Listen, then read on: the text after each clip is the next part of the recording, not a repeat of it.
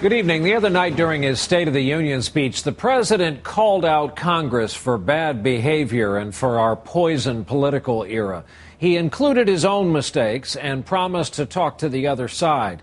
Well, today he went to the other side, a meeting of Republicans, televised live, where he took their questions and defended his own position, and no one who was watching had ever seen anything like it before. It was unusual enough to begin our broadcast tonight. White House correspondent Savannah Guthrie with us from the North Lawn. Savannah, good evening. Good evening, Brian. This was not the first time a president has gone to the opposition party's meeting. In fact, George W. Bush did it. President Obama did it last year. But it was the first time the whole Q&A was aired live, and it made for some fascinating moments. Into the heart of the opposition, the president traveled today to Baltimore for the House Republicans' annual meeting, anxious to show the country he's serious about bipartisanship. I don't believe that the American people want us to focus on our job security. They want us to focus on their job security. Taking questions from Republican members of Congress for more than an hour. I am not an ideologue. I'm not.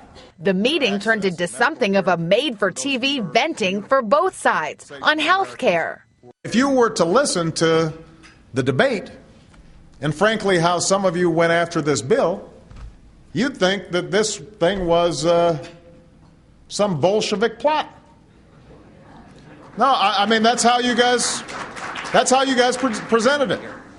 But Republicans told the president they'd presented ideas throughout the year, even handing him a booklet of all their proposals they said were ignored by Democrats. They've really been stiff-armed by Speaker Pelosi. Now, I know you're not in charge of that chamber, but there really is this dynamic of, frankly, being shut out.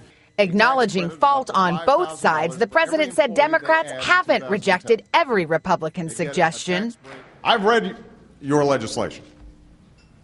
I mean, I take a look at this stuff and the good ideas we take. But when Republican Mike Pence of Indiana suggested the $787 billion stimulus bill failed to keep unemployment in single digits as promised, the president pounced.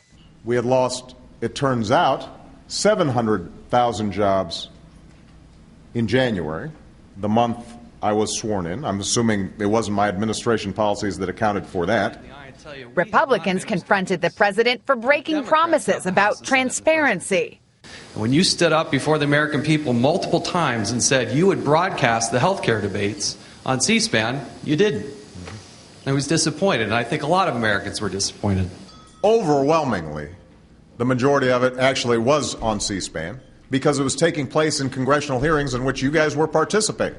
But I think it's a legitimate criticism. So on that one, I take responsibility. Mostly cordial on the surface, the president did spar at one point with Republican Jeb Hensarling over the ballooning budget deficit. At some point, I know you're going to let me answer. That's the question. You were soon to submit. With all due respect, I've just got to take this last question as an example of how it's very hard to have the kind of bipartisan work that we're going to do. But in the end, both sides claim to have a bipartisan good time. We'll have one more after that, if your time permits, Mr. President. You know, I'm having fun.